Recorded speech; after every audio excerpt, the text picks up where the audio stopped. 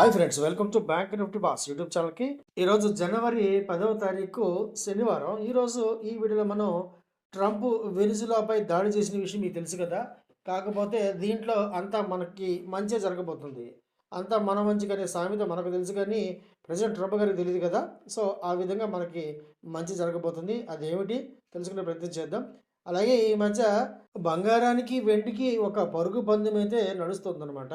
So ఎప్పుడు కూడా చెప్పాలంటే బంగారం ధరలో ఎప్పుడు వెండి ఒక 50% ఉండేది, 60-70% వరకు వచ్చింది ఒకసారిలో. అటువంటిది ఇప్పుడు బంగారాన్ని వెండి అయితే చాలా పెద్ద ఎత్తున ఓడించింది.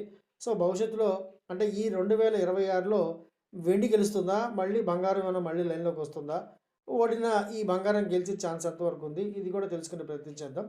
అలాగే ఈ సిల్వరు లేదా గోల్డ్ పెట్టల్లో మీరు చాలా చాలా చిన్న అమౌంట్, అతి తక్కువ అమౌంట్తో నెలకి కేవలం ఒక 500 రూపాయలతో కూడా మీరు బ్రహ్మాండంగా స్టార్ట్ చేయవచ్చు. సో అది ఏమిటి, ఎక్కడ, ఎలా, ఇది కాస్త వివరంగా చూసే ప్రయత్నం చేద్దాం. ప్రతిరోజు కూడా అద్భుతమైన లాభాలు 5,000తో 10,000తో రోజుకి ₹1,00,000, 2,00,000, అలా అలా ₹1,00,00,000, కోట్లు కోట్లు కోట్లు. ఇవన్నీ ప్రాక్టికల్గా కుదరదు, జరగవు, ఇవన్నీ అసంభవం అనమాట. మీరు నేర్చుకుంటే నిలబడతారు. సో ఈ విషయాల మీద నాకున్న అవగాహనని నేను మీతో పంచుకునే ప్రయత్నం చేస్తాను. పూర్తి వీడియోలోకి వెళ్లే ముందు ఎప్పటిలాగే ఒక చిన్న రిక్వెస్ట్ ఫ్రెండ్స్. ఫస్ట్ టైము మీరు కనుక మన యూట్యూబ్ ఛానల్ చూసినట్లయితే తప్పనిసరిగా లైక్ చేయండి, షేర్ చేయండి. రెగ్యులర్గా మంచి కంటెంట్ పొందడం కోసం మర్చిపోకుండా సబ్స్క్రైబ్ చేసుకోండి. అలాగే నోటిఫికేషన్ ఆన్లో పెట్టుకోండి. అలాగే మీకు కనుక స్టాక్ మార్కెట్ పట్ల ఎటువంటి ఆసక్తి ఉన్నా, స్వింగ్ ట్రేడింగు అంటే ఈక్విటీలో పెట్టుబడి, అలాగే ఇంట్రాడే ఆప్షన్స్, స్టాక్ ఆప్షన్స్ లేదా ఇండెక్స్ ఆప్షన్స్ అంటే ఇంట్రాడే మన ఇండెక్స్లో చేసేటువంటి bank Nifty, Nifty, Sensex, pin Nifty లేదా మిడ్ క్యాప్ నిఫ్టీ, ఈ విధమైన ఇంట్రాడే కొరకు ఉపయోగపడే ఇండెక్స్ ఆప్షన్స్, అలాగే సెలెక్ట్గా అంటే మనం పెన్నీ స్టాక్స్ ఎలా సెలెక్ట్ చేసుకోవాలి లాంగ్ టర్మ్ కోసం, అలాగే క్రూడ్ అండ్ కమోడిటీ, క్రూడ్లో క్రూడ్, న్యాచురల్ గ్యాస్ చాలా చాలా ఇంపార్టెంట్. అలాగే ఈ మధ్య మనం సిల్వర్, గోల్డ్ వీటి మీద కూడా కాస్త దృష్టి పెట్టామని చెప్పచ్చు అనమాట. వీటిలో మనం ఎంట్రీ ఎలా తీసుకోవాలి, అసలు వీటి కోసం ఎటువంటి డేటా తీసుకోవాలి, వీటిని ఎలా సెలెక్ట్ చేసుకోవాలి, వీటిలో పెట్టుబడి ఎలా పెట్టుకుంటూ వెళ్ళాలి, వీటన్నిటి మీద ఒక్కొక్కటి అంటే విడివిడిగా మనకి సబ్జెక్ట్ వైజ్ అవగాహన కార్యక్రమాలు అయితే మనం నిర్వహించుకుంటున్నాం.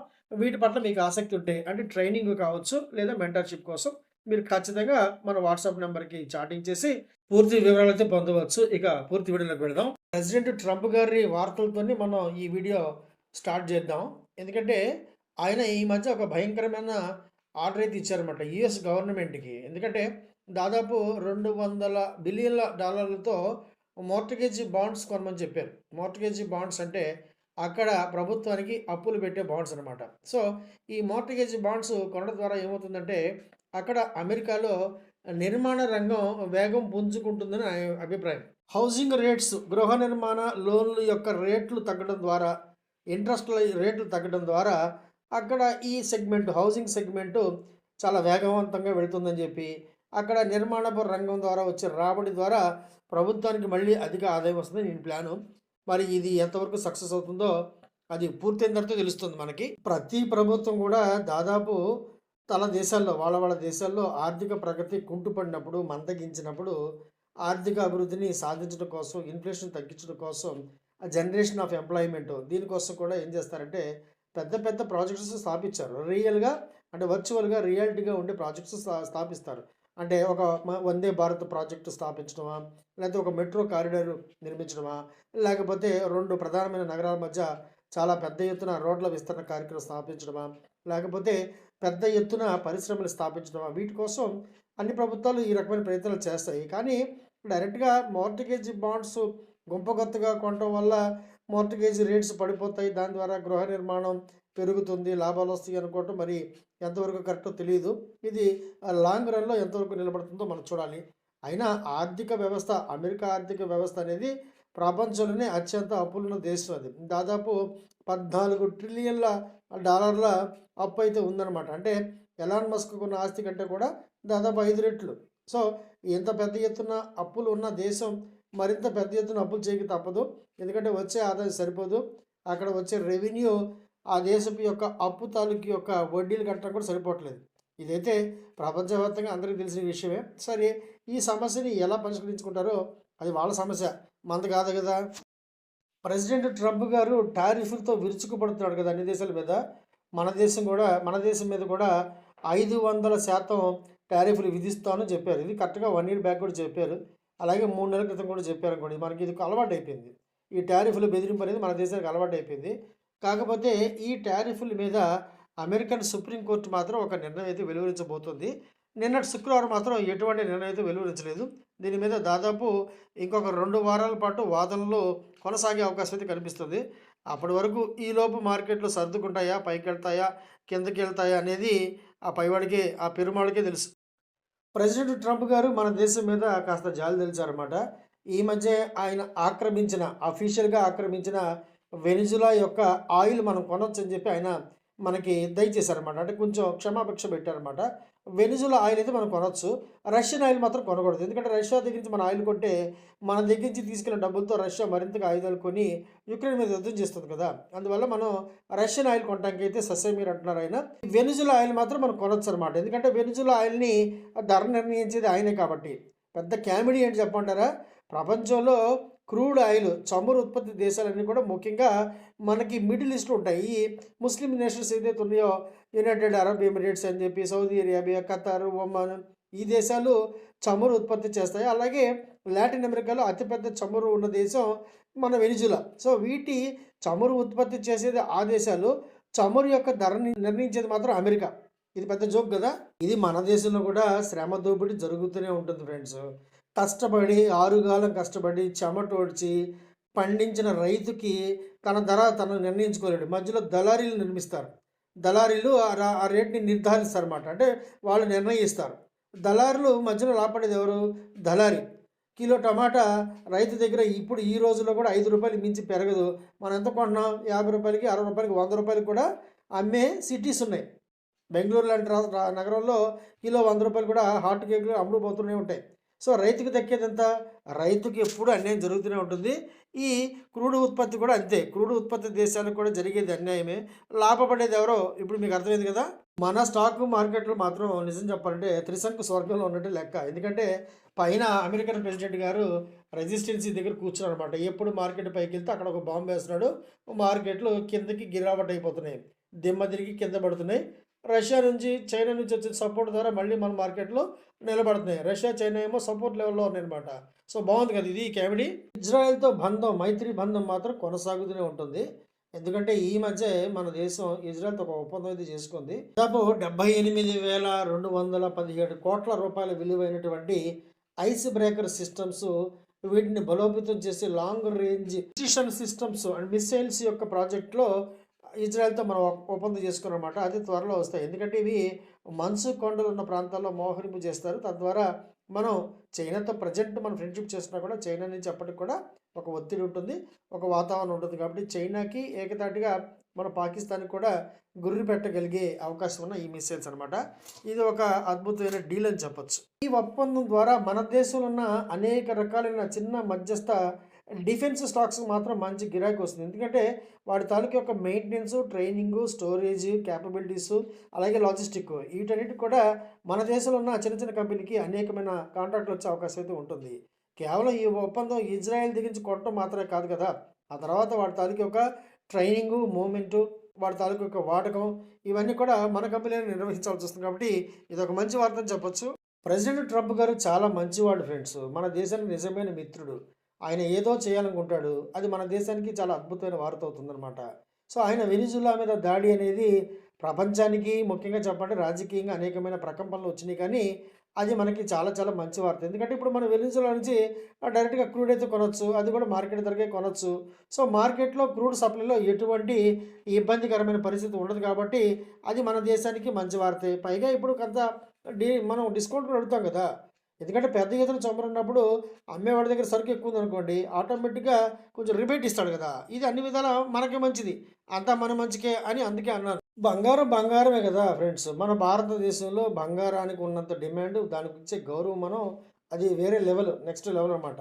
సో, తాత్కాలికంగా వెండి గెలిచినా కూడా వెండిని ఆభరణాలుగా ధరించి మెడలో అయితే వేసుకోరు కదా! ఏమో ప్రపంచంలో మారితే మారచ్చు టేస్ట్ నాకు తెలీదు.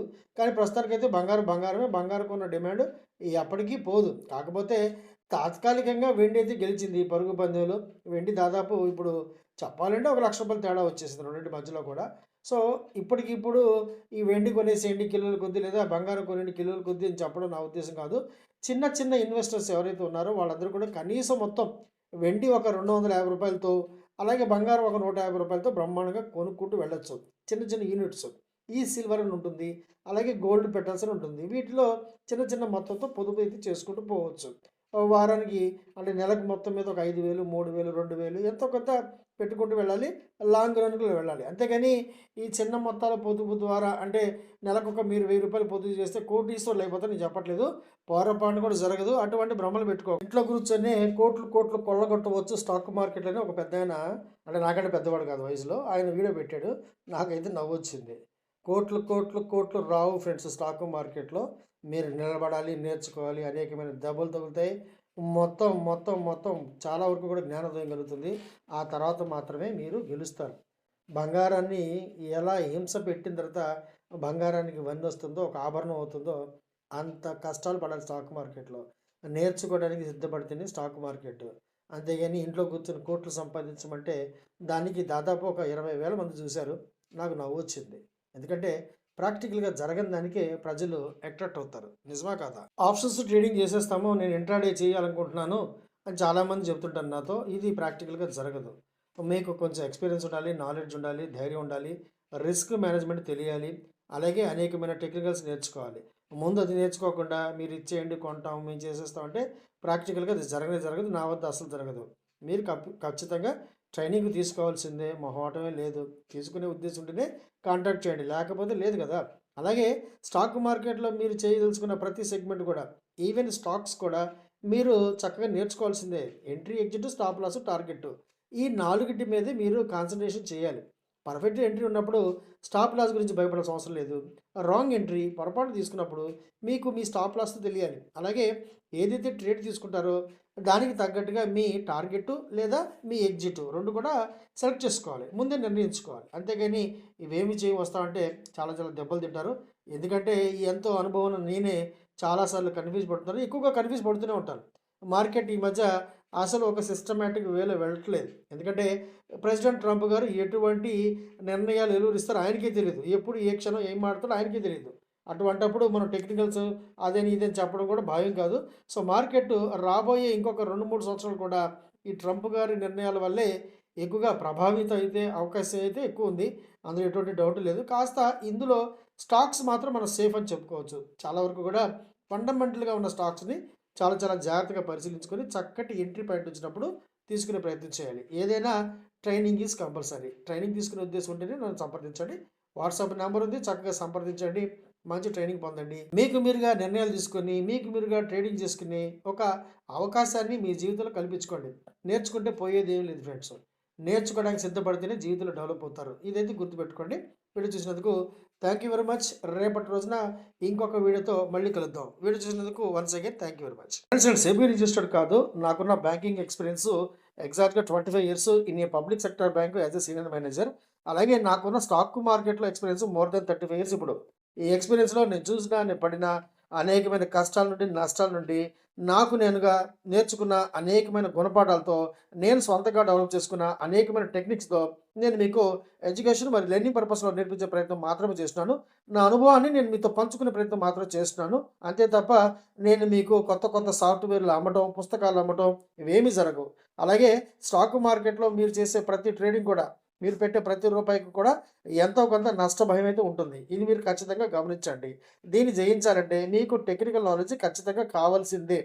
ఇందులో ఎటువంటి సందేహం లేదు. అద్భుతమైన టెక్నికల్ నాలెడ్జ్ నేర్చుకోండి. మీ అంతట మీరు మీకు మీరుగా ఓన్‌గా ట్రేడింగ్ చేసుకునే ఒక చక్కటి అవకాశాన్ని ఉపయోగించుకోండి. సంప్రదించండి. వాట్సాప్ నెంబర్ ఉంది కదా! చాటింగ్ ద్వారా సంప్రదించి పూర్తి వివరాలతో పొందండి ఫ్రెండ్స్. వీడియో చూసినందుకు once again thank you very much. Thank you.